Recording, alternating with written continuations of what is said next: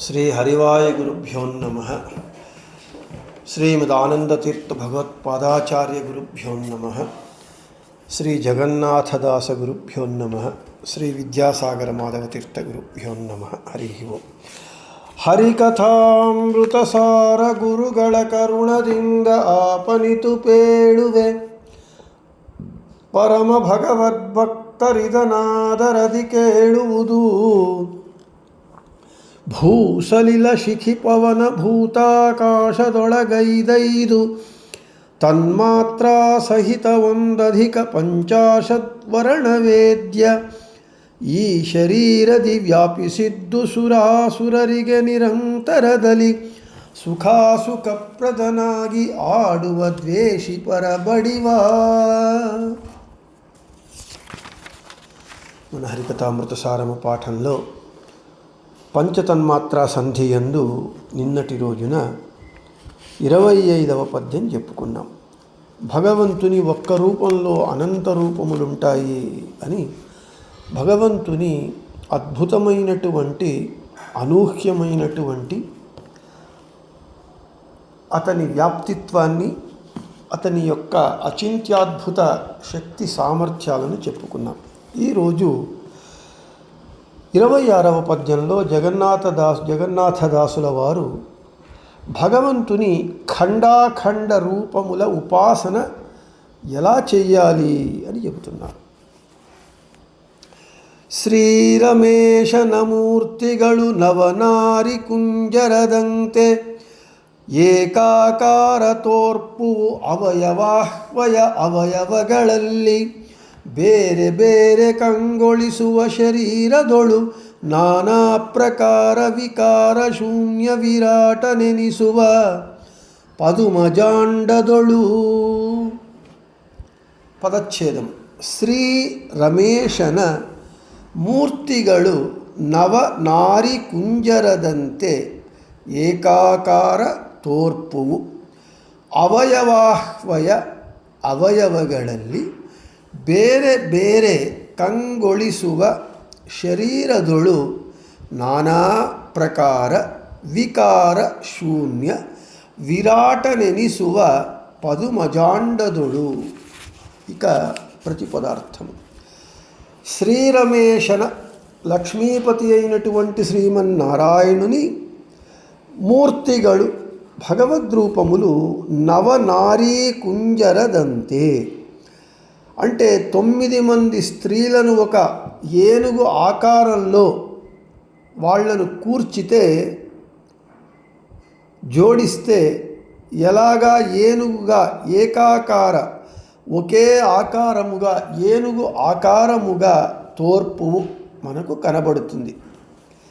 అవయవహ్వయ భగవంతుని యొక్క దేహములో ఉండేటటువంటి కరచరణాది అవయవములు ఒక్కొక్కటి ఒక్కొక్క రూపముతో వేరే వేరేగా ఆయా అవయవ నామములతోనే పిలువబడుతూ, అవయవಗಳಲ್ಲಿ ఆయా కరచరణాది అవయవములయందు ಬೇರೆ ಬೇರೆ నవనారీ కుంజరమున ఉన్నటువంటి, అంటే నవనారీ రూపంలో ఏనుగు రూపంలో ఉన్నటువంటి స్త్రీల వలె వేరే వేరేగా ఉన్నట్లు కంగొళిసువ.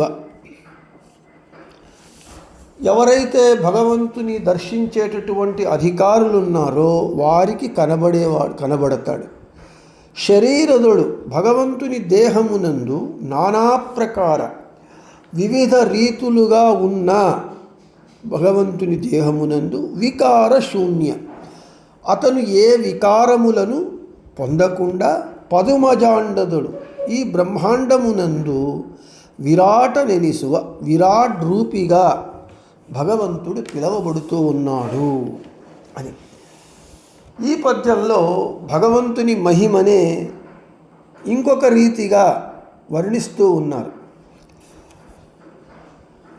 ఈ తాత్పర్యము లక్ష్మీపతి అయినటువంటి శ్రీమన్నారాయణుని భగవద్రూపములు 9 మంది స్త్రీలను ఏనుగు ఆకారంలో జోడిస్తే ఒక ఏనుగు ఆకారంగా ఎలా కనబడుతుందో, అదేవిధంగా భగవంతుని దేహమునందున్నటువంటి కరచరణాది అవయవములందు ఆయా పేర్లతోనే తాను పిలువబడుతూ ఆయా అవయవములందు వేరే వేరే రూపములతో, అంటే 9 స్త్రీలతో ఏర్పడినటువంటి ఏనుగులో ప్రతి ఒక్క స్త్రీ వేరే వేరేగా కనబడినట్లుగా జ్ఞానులకు భగవంతుడు కనబడతాడు.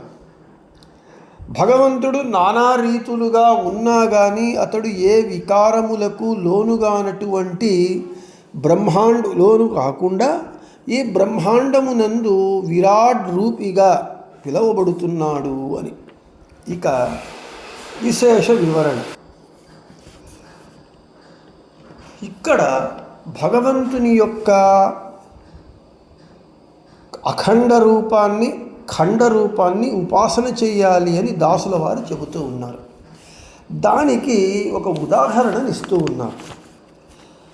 నవనారి కుంజరము అంటే, కుంజరము అంటే ఏనుగు, నవనారి 9 మంది స్త్రీలు, 9 మంది స్త్రీలను ఒక ఏనుగు ఆకారంలో జోడిస్తే ఆ 9 మంది స్త్రీలు ఒక ఏనుగు ఆకారంలో కనబడతారు. అది అఖండంగా.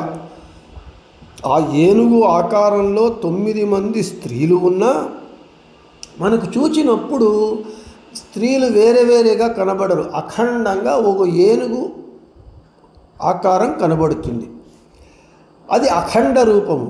అదేవిధంగా మనము ఆ 9 మంది స్త్రీలతో కూడుకున్నటువంటి ఆ ఏనుగు ఆకారమునందు ప్రత్యేక తొండమునందు చూస్తే ఒక స్త్రీ ఆకారం, ఒక స్త్రీ ఉంటుంది, కాళ్ళ దగ్గర ఒక స్త్రీ, తోక దగ్గర, కడుపు, ఈ విధంగా 9 మంది స్త్రీలు వేరే వేరేగా కనబడతారు. అది ఖండ రూపములు.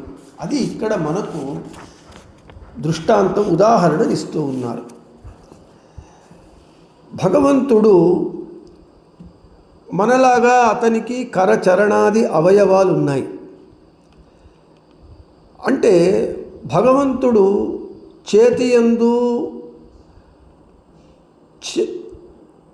కరము, చెయ్యి, కరశబ్దవాచ్యుడై కరనామకుడై ఉంటాడు. చరణములు, పాదములందు పాదాకారుడై పాదనామవాచ్యుడై పాదశబ్దవాచ్యుడై ఉంటాడు. అంటే తత్తదాకారముగా తచ్చబ్దవాచ్యుడై తన్నామకుడై ఉంటాడు.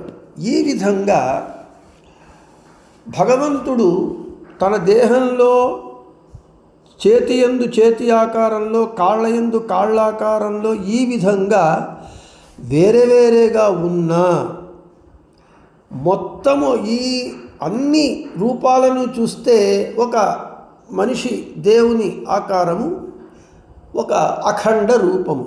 అంటే భగవంతుణ్ణి అఖండ రూపంగా కొలచడం ఒకటి ఉపాసన అయితే, ఆ భగవంతుని దేహంలో చేతి ఆకారంలో, కాళ్ళ ఆకారంలో, ఉదరము ఆకారంలో ఉన్నటువంటి ఆయా రూపాలను వేరే వేరేగా ఖండ రూపములతో ఉపాసన చెయ్యాలి. ఈ విధంగా ఖండాఖండ రూపములను భగవంతుని ఉపాసన చెయ్యాలి. దానికి ఉదాహరణ నవనారీ కుంజరము అని. మనకు భాగవతంలో పాతాళమే తస్య పాదమూలం అని ఈ బ్రహ్మాండము 14 లోకములతో కూడుకున్నటువంటిది. ఈ బ్రహ్మాండమే భగవంతుని రూపంగా, విరాట్ రూపంగా ధ్యానించడానికి వర్ణిస్తారు. భగవంతుని పాదములే పాతాళములు అని ఈ విధంగా. కాబట్టి భగవంతుడు ఇంతటి మహిమాన్వితుడు. అతనిని ఉపాసన చేయటానికి మనము ఏ విధంగానైనా మన యోగ్యతానుసారంగా మనము ఉపాసన చేయవచ్చు. విభూతి సంధిలో మనం చెప్పుకున్నట్లుగా భగవంతుని విభూతులు 10 విధములు, అందులో ఖండ విభూతి, అఖండ విభూతి అని ఉపాసన చేయాలి. ఇక్కడ 9 మంది స్త్రీలను ఒక ఏనుగు ఆకారంలో జోడిస్తే ఒక ఏనుగు ఎలా అఖండ రూపంలో కనబడుతుందో, అదేవిధంగా ఆ ఏనుగులో ఒక్కొక్క స్త్రీని మనము తీసినప్పుడు ప్రత్యేకంగా 9 మంది స్త్రీలు ఎలా కనబడతారో అక్కడ ఖండాఖండ రూపములైతే భగవంతుని యందు కూడా అఖండముగా ఒక భగవంతుని రూపము, ఆ అఖండ భగవంతుని రూపంలో చేతి ఆకారంలో ఉన్నటువంటి భగవద్రూపము ఖండ రూపము, కాళ్ళ రూపంలో ఉన్నటువంటి ఖండ రూపము, మొత్తం అంతా కలిపితే అఖండ రూపము. ఈ విధంగా భగవంతుని ఖండాఖండ రూపములతో ఉపాసన చెయ్యాలి అని మనకు నవనారీ కుంజర దృష్టాంతముతో చెబుతూ ఉన్నారు. మీకు ఆ నవనారీ కుంజరము 9 మంది స్త్రీలను ఏనుగు ఆకారంలో జోడిస్తే ఏనుగులా ఎలా కనబడతారు అనేటటువంటిది ఇప్పుడు మీకు నోటితో చెప్పటం జరిగింది. అయితే మీకు ఈ పాఠముతో పాటుగా ఆ 9 మంది స్త్రీలకు ఏనుగు ఆకారంలో జోడించినటువంటి ఆ ఫోటోలను మీకు నేను ఈ పాఠపు లింకుతో పాటుగా నేను వేస్తాను.